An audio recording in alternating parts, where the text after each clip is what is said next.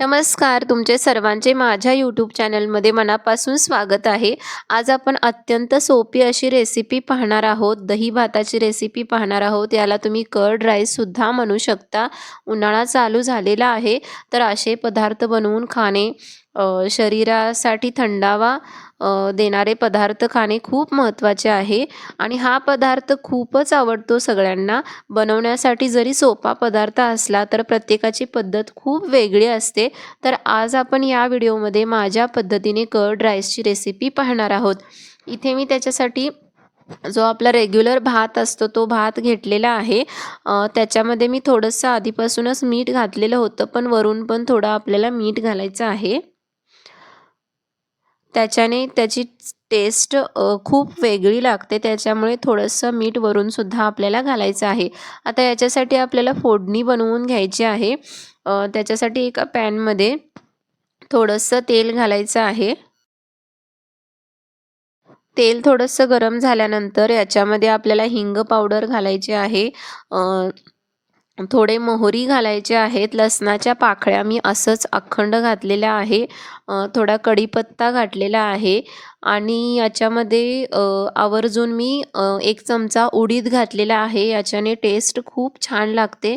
थोडं जिरे घातलेले आहेत आणि हे थोडंसं तडतडल्यानंतर याच्यामध्ये मी लाल मिरच्या घातलेल्या आहेत. तुम्ही याच्यामध्ये हिरव्या मिरच्यासुद्धा वापरू शकता, पण लाल मिरचीची टेस्ट थोडीशी वेगळी लागते, त्याच्यामुळे तुम्ही थोडा ट्राय करू शकता.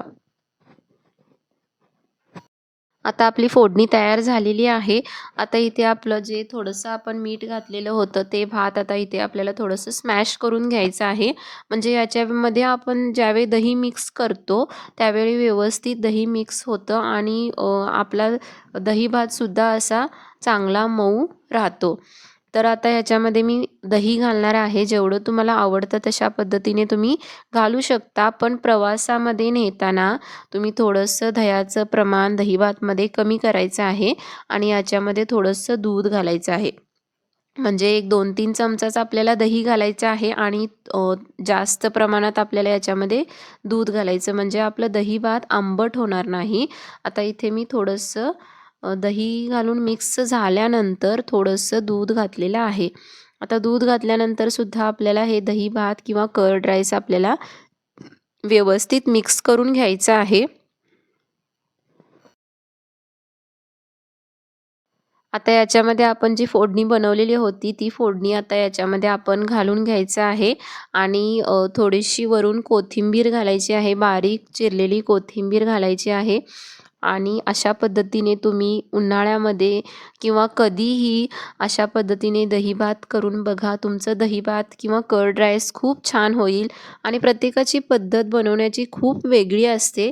त्याच्यामुळे मी आज हा व्हिडिओ अपलोड केला आहे. अशा पद्धतीने जर तुम्ही कर्ड राईस बनवला तर तुमचं कर्ड राईस खूप छान होईल आणि उन्हाळ्यामध्ये थोडंसं दूध घालायचं, म्हणजे आपलं कर्ड राईस आंबटसुद्धा होणार नाही किंवा प्रवासाला जर नेणार असाल तर आंबटसुद्धा होणार नाही. माझा हा व्हिडिओ जर तुम्हाला आवडला असेल तर लाईक, शेअर आणि सबस्क्राईब नक्कीच करा आणि कमेंट करून सांगा की तुम्हाला उन्हाळ्यामध्ये अजून कोणकोणते पदार्थ किंवा रेसिपी बघायला आवडेल. Thank you.